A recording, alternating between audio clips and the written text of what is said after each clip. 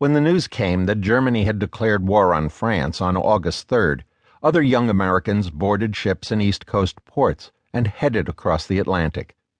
2 days after the war began, a group of those already in Paris who wanted to fight for France went to the American embassy and requested a meeting with Ambassador Myron T. Herrick.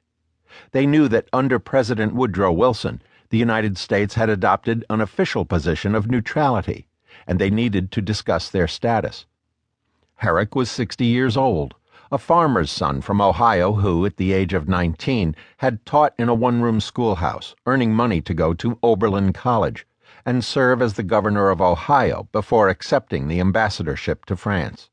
Years later, he recorded what happened at that meeting. They filed into my office. They wanted to enlist in the French army.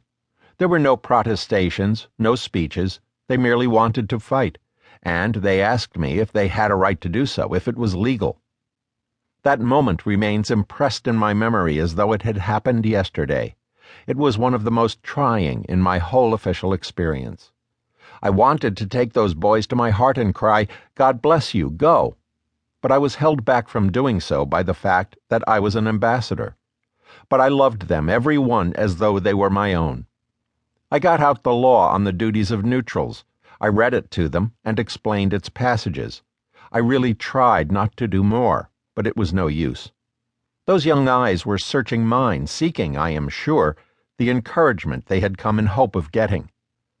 It was more than flesh and blood could stand, and catching fire myself from their eagerness, I brought down my fist on the table, saying, "That is the law, boys. But if I was young and in your shoes, by God, I know mighty well what I would do." At this they set up a regular shout. Each gripped me by the hand, and then they went rushing down the stairs. They all proceeded straight to the Rue de Grenelle and took service in the Foreign Legion. These young Americans knew that by enlisting in the Foreign Legion they might be endangering their American citizenship, but they went ahead. In his autobiography, Herrick said this: "I think the people of the United States owe a very special debt to these boys, and to those who afterward created the Lafayette Escadrille. During 3 terrible long years, between 1914 and 1917, when the sting of criticism for not entering the war cut into every American soul, they were showing the world how their countrymen could fight if only they were allowed the opportunity. To many of us they seemed the saviors of our national honor, giving the lie to current sneers upon the courage of our nation. Their influence upon sentiment at home was also tremendous. Here were Americans shedding their blood for a cause in which America's heart was also engaged, and to which later she pledged the lives of her sons. I suppose that without them we would doubtless have entered the war, but the shout they sent up as they left my office was answered by millions of passionate voices urging the authorities of their government to act. Nothing is more just than that these first defenders of our country's good name should be singled out for special love and reverence by ourselves, just as they have been by the French."